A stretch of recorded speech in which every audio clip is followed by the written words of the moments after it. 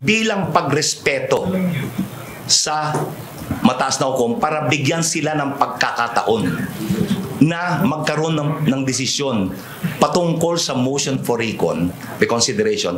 Dapat antayin nila yung lalabas na desisyon ng Supreme Court sa motion for recon.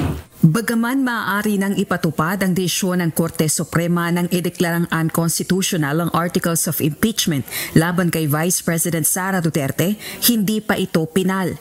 Yan ang panindigan ni Attorney Antonio Bucoy, tagapagsalita ng House Prosecution Panel. Kaya giit nito, dapat hintayin muna ang pinal na desisyon ng Korte Suprema matapos ihain ng Kamara ang motion for reconsideration sa impeachment ruling. Pagsasayang lang din anya ng oras ang dismissal ng impeachment case kung magdedesisyon ng Supreme Court ng pabor sa Kamara. Mangangahulugan din itong dapat magreconvene ang Senate Impeachment Court.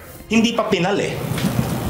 Sundin nyo ngayon, ipatupad ninyo ngayon, may chance na mabago yan eh. So tama siya. Aksaya ng panahon. Ibig sabihin yan, buhay pa rin yung articles. Kung babawiin ng Supreme Court yung kanilang naging desisyon. Matapos naming mailahad yung argumento sa motion for reconsideration.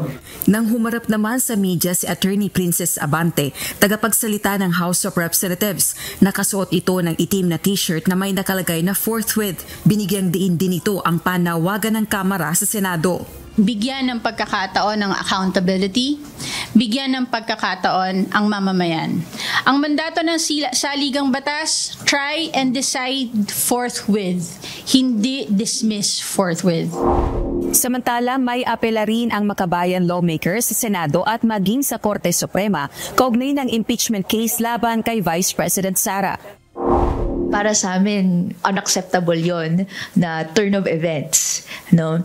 Na i-ignore ng Senate yung napakarami, no, na mga nasa 60% or more na mamamayang Pilipino na nakikita yung pangailangan na mag-proceed sa trial at i-ignore yung mandate nila bilang mga boses, no, ng taong bayan naghalal sa kanila. So kailangan bigyan natin ng halaga to at nananawagan tayo sa Supreme Court na talagang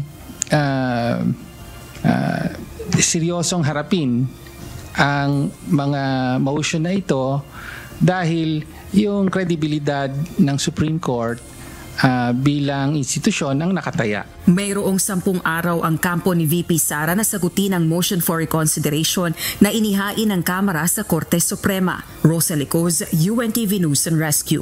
Diyos ang aming sandigan, serbisyo publiko ang aming pinahahalagahan.